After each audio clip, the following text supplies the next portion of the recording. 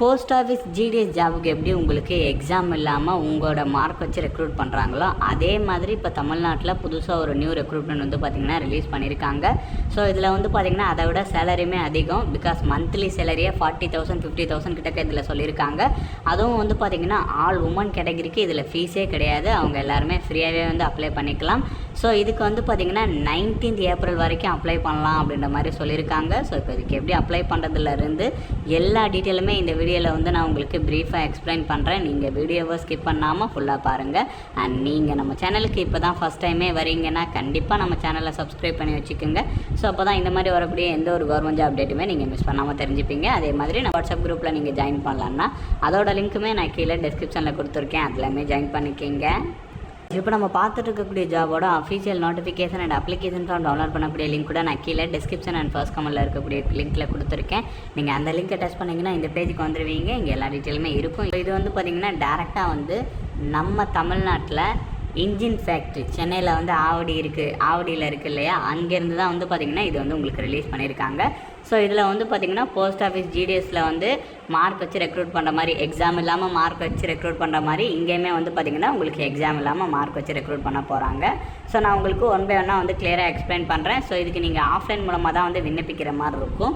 So கரெக்டாக இந்த application ஃபார்மை வந்து நீங்கள் டவுன்லோட் பண்ணிக்கோங்க. தென் அதுக்கப்புறம் அதை பிரிண்ட் எடுத்துக்கோங்க. இதில் சொல்லியிருக்கிற மாதிரி ஃபோட்டோ ஒட்டிக்கோங்க. எந்த போஸ்ட்டுக்கு அப்ளை பண்ணீங்களோ அதை இங்கே மென்ஷன் பண்ணுங்கள். உங்கள் name, father name, gender detail, date of birth, community detail, உங்களோட ஹையஸ்ட் குவாலிஃபிகேஷன், ஸோ இந்த மாதிரி என்னென்ன கேட்டிருக்காங்களோ எல்லாமே ஃபில் பண்ணிக்கிங்க. ஃபில் பண்ணிவிட்டு இதோட வேறு என்னென்ன ப்ரூஃப் வந்து அட்டாச் பண்ண சொல்லியிருக்காங்களோ அது எல்லாமே வந்து நீங்கள் கரெக்டாக வந்து அட்டாச் பண்ணிடுங்க. ஸோ இதில் வந்து பார்த்திங்கன்னா உங்களுக்கு வந்து ஃபீஸ் வந்து சொல்லியிருக்காங்க. அதாச்சும் யாருக்கு ஃபீஸ் இல்லைன்றதையும் நான் உங்களுக்கு சொல்லிடுறேன். ஃபீஸ் இருக்கிறவங்க கரெக்டாக வந்து பார்த்திங்கன்னா அந்த ஃபீஸ் வந்து பே பண்ணி தென் அந்த ப்ரூஃபுமே வந்து பார்த்திங்கன்னா இதோட வந்து நீங்கள் அட்டாச் பண்ணி அப்டேட் பண்ணுற மாதிரி இருக்கும். ஸோ ஃபீஸ் யார் யாருக்கு கிடையாது அப்படின்னு பார்த்திங்கன்னா நான் முன்னாடியே சொன்ன மாதிரி ஆல் ஃபீமேல் கேட்டகரிக்கு கிடையாது. தென் அதுக்கப்புறம் எஸ்சி, எஸ்டி, பிடபிள்யூடி, எக்ஸ் ஹவுஸ்மேன், இடபிள்யூஎஸ் கேட்டகரிக்கும் ஃபீஸ் கிடையாது. அவங்கள தவிர்த்து மீதி இருக்கிறவங்க வந்து பார்த்திங்கன்னா 300 rupees வந்து ஃபீஸ் பே பண்ணுற மாதிரி இருக்கும்.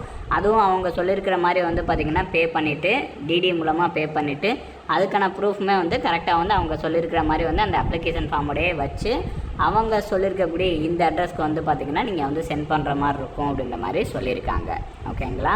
ஸோ இங்கே சென்னை அட்ரஸ் கொடுத்துருக்காங்க இல்லையா, அந்த அட்ரஸ்க்கு வந்து நீங்கள் கரெக்டாக வந்து சென்ட் பண்ணணும்.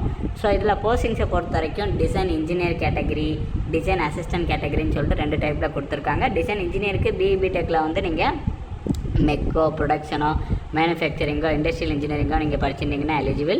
டிசைன் அசிஸ்டண்ட்டுக்கு வந்து பார்த்திங்கன்னா டிப்ளமோவில் வந்து நீங்கள் மெக்கோ, ப்ரொடக்ஷனோ, மேனுஃபேக்சரிங்கோ, இண்டஸ்ட்ரியல் இன்ஜினியரிங்கோ வந்து நீங்கள் முடிச்சிருந்தீங்கன்னா எலிஜிபிள். ஸோ இந்த ரெண்டுத்துக்குமே வந்து பார்த்திங்கன்னா 30 years வரைக்கும் இருக்கிறவங்க வந்து எலிஜிபிள் அப்படின்ற மாதிரி சொல்லியிருக்காங்க. அது மட்டும் இல்லாமல் அவங்க சொல்லியிருக்கிற மாதிரி எக்ஸ்பீரியன்ஸுமே வந்து நீங்கள் வச்சுருக்கணும். அதே மாதிரி இதில் சேலரியை பொறுத்த வரைக்கும் வந்து பார்த்திங்கன்னா 50,000 வந்து உங்களுக்கு சொல்லியிருக்காங்க டிசைன் இன்ஜினியர் கேட்டகரிக்கு.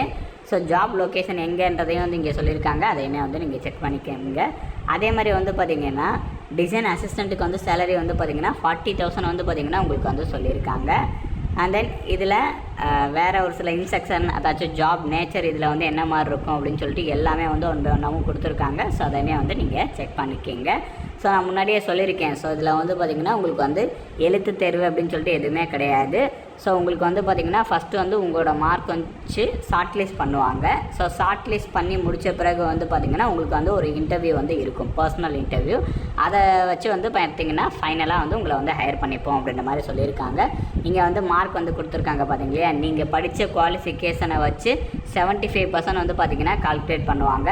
தென் அதுக்கப்புறம் உங்களுக்கு எக்ஸ்பீரியன்ஸ் இருக்குன்னா அந்த எக்ஸ்பீரியன்ஸ் வந்து பார்த்திங்கன்னா ஒரு 10% வந்து எடுத்துப்பாங்க.